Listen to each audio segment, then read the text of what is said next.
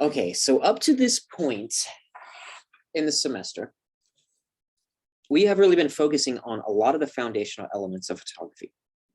How can I make something look interesting and exciting? And what are the ways that I can make the audience, the people looking at my picture, what are the ways that I can make them look in very specific, intentional places of my image? And what can they get from looking there? What is the feeling that they can get from that? Or I've always come back to this idea of story. And really what I mean by story is, how do those things all work together? The things that you choose to put in an image, how do they work together to give us, the viewer, the audience, some kind of feeling? What is that feeling? And I want you to start approaching photography like that from, and I've mentioned that before, like here on out. And that's all the things. That's everything. That's where you decide to put attention, what is there, what's not there, the colors, the lighting, all of those things.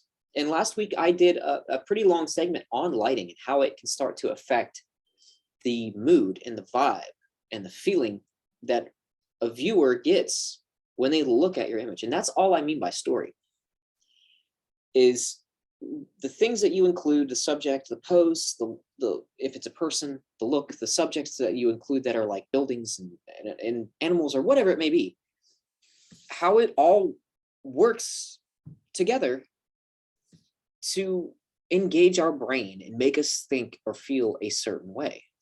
And that's all the story is when I refer to story. And all the other things are just there to make the story interesting. Every image should have, and usually does have, a story inherently, just based on whatever it is you take. If it's, an intentional photograph, that is, like if you're actually setting out to take a picture of something, it always has a story anyway. All that other stuff is there just to make it more appealing, more interesting. Think of it like a song. I can say I'm in love with somebody, but I need to say it in a creative way that makes it interesting or meaningful to those listening to it. The same thing is true for something like photography. I can take a picture of a person, but what is going to make that thing interesting and emotional or engaging to look at? It's the same kind of thing. And if you want to think of all the things as words or adjectives or whatever to describe the subject, the intention of that picture, then think of it that way, if that helps you.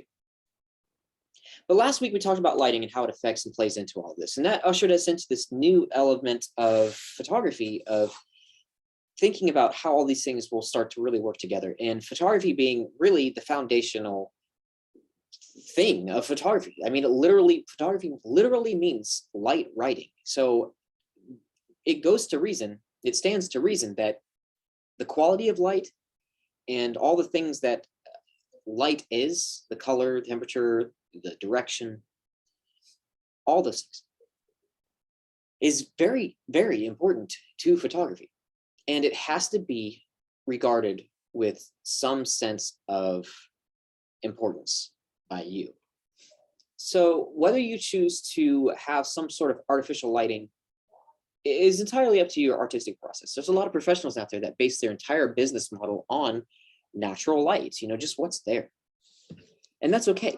But they have a good grasp on how to work with what is there and what they cannot really change in a lot of ways. There's certain things that you can do to change that. But this brings us to the idea of this week, is removing all of that. Removing all of the opportunity for things that you cannot change to affect your final product. And it's called still life. And you're familiar with still life, I'm sure, in painting. And I guarantee you've seen a painted picture of a vase with flowers in it, or a bowl with fruit and bread or something, at a table.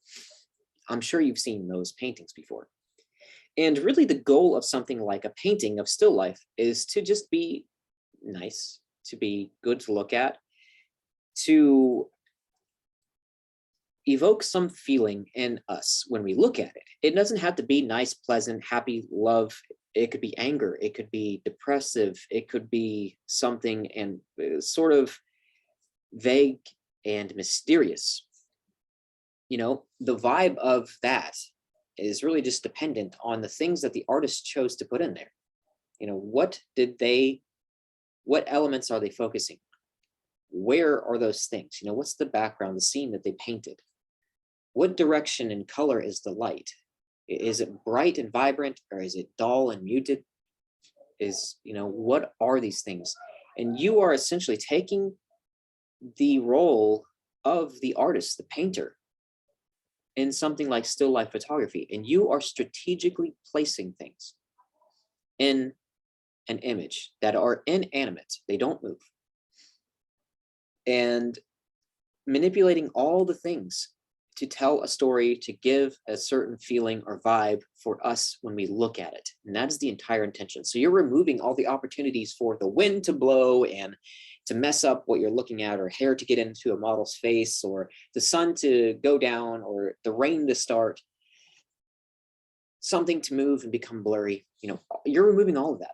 And you're only focusing on how things like lighting and composition and the color of the ambient light, the scene, the background, where you placed these things. You get to really focus on how these things all kind of work together to create some kind of feeling or emotion or vibe or story. You can use those terms interchangeably. And that's what I want you to focus on, because we've got through some of the basic techniques and how to guide our eye to certain places. And you still want to use all of that because it's all still relevant. We talked briefly last week about lighting and direction and color temperature and how it can affect things. The lighting direction really can give you the opportunity to have three-dimensionality. And what I mean by that is highlights and shadows. Your camera does not work the same way that your eye does and your brain interprets things. It's a dumb machine, and you really have to be conscious of how light is interpreted by that dumb machine, your camera, because it's not always what you want it to be. So how can you make it what you want it to be? And that's what still life really gives us the opportunity to do. It gives us the opportunity to take control of all of that and to really focus on the idea of taking control and getting a certain look. And in the future, you can use some of these same ideas, because now that you're focusing on how these things play together, you can take that and transpose that into basically all situations. And you'll start to be more conscious and cognizant of how all the things in that image really play into the vibe, into the story, into the feeling, and they all work together. That's the lighting and how you can manipulate these things. And with practice, you can do this, again, in all situations and on the fly, if this is something you wanted to do, just because if photography is something you wanted to pursue in the future. But it's also information that you can use in other formats. Maybe you want to be a graphic designer or a web designer or a painter, an artist. It's compositional, color theory, all these things still apply in all those situations. So anyway, that's what this week is going to be about. And that's the opportunity that you have as the artist to really dictate all the things, all the things. So, take the opportunity to really just focus in on not worrying about things changing and affecting and going wrong, but the things that you can control and how that really plays into this story that you want to tell us, the viewer. Anyway, if you have questions, as always, reach out to me.